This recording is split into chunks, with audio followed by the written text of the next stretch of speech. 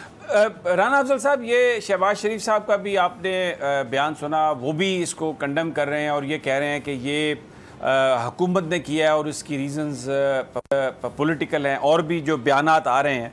लेकिन जैसे राना ताहिर साहब ने कहा, मैं भी प्राइमा फेसी इसको नहीं मान रहा, लेकिन मैं एज ए जर्नलिस्ट वो उसको अपना रिएक्ट कर रहा हूँ। लेकिन एक पॉलिटिकल पार्टी की तरफ से बहुत जल्दी नहीं है ये कहना कि वो बिल्कुल बेगुनाह है और ये सियासी बुनियादों पर हुआ है, क्योंकि समटाइम्स जो हकायक अगर सामने आए, थोड़ा सा इंतज़ार कर लिया जाता कल तक, जब तक राना साहब को पेश नहीं किया जाता कहीं किसी अदालत में, या कुछ और तफसीलात सामने ना आ जाती। बिल्कुल एट द आउटसेट अगर हम ये कहें कि कोई आदमी बेगुनाह है बिल्कुल ही, यानी एक पार्टी के मौक़िफ़ के तौर पे, कुछ थोड़ी जल्दबाजी है इसमें। नहीं, मैं नहीं समझता कि जल्दबाजी है। जैसे हमने इत्तफाक किया कि इट बीट्स कॉमन सेंस। अगर वो कॉमन सेंस को अपील करता तो मैं ज़रूर खामोश होता, कि लेकिन वो कॉमन सेंस को अपील नहीं कर रहा। दूसरा, हम लोग इस हुकूमत के बैनेट, इस हुकूमत की बंदूक के छुरी के ऊपर हैं। और आप देखें कि मैं इत्तफाक करता हूँ राना ताहिर साहब ने जो बातें की, कि वो असूली तौर पे वो दुरुस्त बातें हैं कि ऐसा होना नहीं चाहिए, ये आप तवक्को नहीं रखते कि इदारा ऐसा करेगा। लेकिन फिर आप इसी इदारे का वो किरदार देखें। एफेड्रीन केस के अंदर आपने अब्बासी के ऊपर देखा कि 2500 केजी का केस था, वो 2000 केजी को भूल गए और 500 केजी का केस अब्बासी के ऊपर बना दिया और उसने जेल काटी और आज उसको बरी कर दिया। उसकी ये जेल की तकलीफ़ें, उसकी फैमिली की बदनामी, उसका जो कुछ उस इलेक्शन वो नहीं लड़ सका, उन चीज़ों को कौन वापस देगा? लेकिन वो तो एक तरफा नहीं था, उसमें तो राना साहब हमने देखा कि पीपल्स पार्टी के जो लीडर थे वो एक वज़ीर आज़म बनने जा रहे थे, मखदूम साहब, उनके ऊपर भी इस तरह का वो मामला हो गया था। तो वो अब ये चीज़ें तो चलती आ रही हैं, हमारे कल्चर का हिस्सा है। जी हाँ, फिर ठीक है, ये एग्रीकल्चर हम बर्दाश्त करेंगे। वो ये कल्चर नहीं है, एग्रीकल्चर है। और इसके ऊपर कौन से घोड़े चरते हैं, कौन से घोड़े नहीं चर सकते, ये वक्त के साथ बदलता रहता है। भाई जी, मैं ये कह ही रहा हूँ राना साहब बुनियादी तौर पर कि जब भी कोई जमात अपोजिशन में आती है तो वो गिरफ्तारियों की मजम्मत करती है, वो कहती है कि ये असूल के बिल्कुल ख़िलाफ़ है। लेकिन जब वो खुद हुकूमत में होते हैं तो वो सारा काम करते हैं। अब एक छोटी सी मिसाल देता हूँ। अब देखें, जो सानिया मॉडल टाउन था उसमें 14, 15, 16 लोगों की जानें गई और डिमांड सिर्फ ये थी कि इसकी आप इन्वेस्टिगेशन करवा लें, इंडिपेंडेंट इन्वेस्टिगेशन करवा लें। लेकिन गवर्नमेंट ने उस मामले पर एक बड़ा सख्त रवैया रखा। फिर जब जैसे राना साहब ने कहा, राना ताहिर साहब ने, कि जब अपोजिशन में आते हैं लोग उसी जमात के, तो फिर वो जब रिपीट होता है तो वो फिर कहते हैं कि नहीं ये बात बिल्कुल गलत है। तो मकाफात अमल, इसको रोकेंगे कैसे इसको? देखें, इसमें बिल्कुल मैं 100% ये नहीं कह सकता कि हमारे लोग जो हैं उन्होंने ज़्यादती नहीं की होगी, और किसी दौर में भी ज़्यादती नहीं होनी चाहिए। लेकिन आप उसी मॉडल टाउन केस को देख लें कि हमारे कादरी साहब किस तरह से चिल्ला रहे होते थे कि नून लीग हमारा इंसाफ नहीं होने दे रही। आज वो 1 साल से खामोश हैं और वो मामला कोर्ट के अंदर है। तो जो अवाम को बेवकूफ़ बनाने का तर्ज़ अमल है, वो अब मेरा ख्याल है हमारे अवाम बहुत कुछ समझ गए हैं। और ये भी जो केस हुआ है, अब्बासी का केस हो, एफेड्रीन का, या राना सनाउल्लाह का जो केस है, तो ये बिल्कुल उसी ज़मरे में आएगा जिसमें ज़हूर अलाई ने बहस चोरी की थी। अच्छा, ये बिल्कुल मैं तो मिसाल भी इसीलिए दी कि जो नाजायज़ केसेस हैं वो ना लोग उसको इंडोर्स करते हैं और ना फिर वक्त उनको इंडोर्स करता है, और वक्त बड़ी जालिम चीज़ है। ये सब चीज़ें एक्सपोज हो जाती हैं उसके जैसे जैसे वो उसका पहिया आगे चलता है।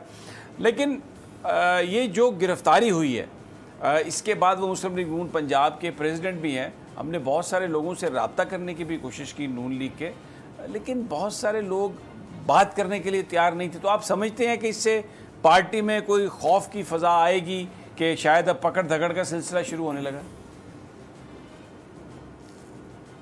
बिल्कुल, मैसेज तो यही है। और बल्कि इस बजट से पहले हमें मैसेज मिलने शुरू हो गए थे कि इस बजट को पास करवाएं, ये मुल्क की बेहतरी के लिए है। अगर आप में ये जुर्रत नहीं है कि आप वोट वहाँ पे जाके आप नहीं देंगे, तो फिर आप वहाँ से गैर हाज़िर हो जाएं। इस किस्म के पाकिस्तान की बेहतरी के लिए मशवरे हमें ऐसे टेलीफोन नंबरों से मिल रहे थे जो नंबर आपके फ़ोन के ऊपर पढ़ा नहीं जा सकता। तो हम उनको जानते थे, वो हमें जानते थे। तो ये हमारे बहुत से दोस्तों के साथ हुआ और फिर ये हमारी कौमी इज्तिमाई बदकिस्मती है। अच्छा राना साहब, ये जो सारी सूरत हाल है, इसमें एक और चीज़ जो है वो शायद एग्रेवेट कर रही होगी। एक जो हमें डिफरेंस ऑफ ओपिनियन नज़र आया मरीम नवाज़ साहबा का, शहबाज साहब का, कि वो क्या वो भी इस वक्त प्ले कर रहा होगा? क्योंकि बहुत सारे जो वर्कर्स जिनसे मेरी बात हुई वो इस बात पर ना खुश थे, जो मरीम साहबा और शहबाज शरीफ साहब का जो आपस में डिफरेंस ऑफ ओपिनियन आया। बाज़ लोगों ने उसको इख्तलाफ कहा, कुछ लोगों ने उसे शब खून कहा, तो वो बहुत ज़्यादा इससे अपसेट थे। अब इन हालात में राना सनाउल्लाह की ये जो ख़बर आई है, इससे आप क्या समझते हैं?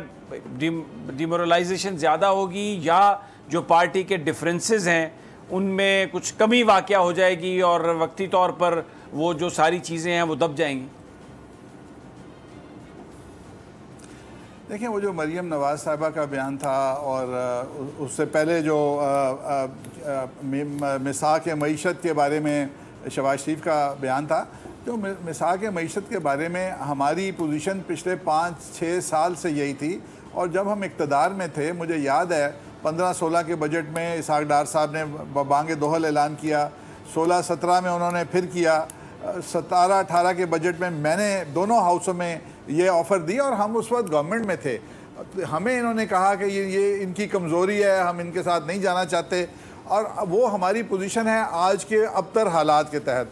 लेकिन जो मरीम नवाज़ की पोजीशन थी वो इस पोजीशन से थोड़ी सी मुख्तलिफ इसलिए थी कि हमने ये लोग हमारे साथ जुल्म कर रहे हैं, हमारे बंदों पे पर्चे हो रहे हैं, हमारे साथ जाली मुकदमे हो रहे हैं, और आप इनको मईशत की दावत दे रहे हैं, इनके साथ तो बैठना नहीं चाहिए।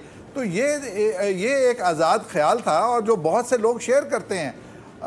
तो मेरा ख्याल है कि आपस में मुखालफत नहीं थी, हम उस फैसले पे नहीं पहुँचे थे। हमने उस फैसले पे APC में पहुँचना था और उससे पहले उन्होंने अपनी राय दी और बहुत से लोग उनकी राय से भी इत्तेफाक करते हैं। तो ऐसा मौका नहीं आया कि हम एक कंसोलिडेटेड राय के साथ आगे जाते। अगर आता तो हम ज़रूर एक राय पे चले जाते। अभी जो दूसरी बात आपने की कि खौफ की फ़ज़ा, यकीनन बहुत लोग जो हैं वो महसूस करेंगे, और बहुत से लोग ऐसे हैं जिन्होंने मुशर्रफ की ऑपोजिशन नहीं गुजारी हुई, वो मारें नहीं खाई हुई, जमहूरियत के लिए उनका अज़म उतना मजबूत नहीं है।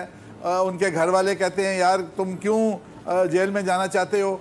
और ये खौफ की जो फ़ज़ा है, इसको फाशिज़म कहते हैं। ये जो खौफ की फ़ज़ा है यही फाशिज़म है, और ये मुल्क के लिए ज़हर कातिल है।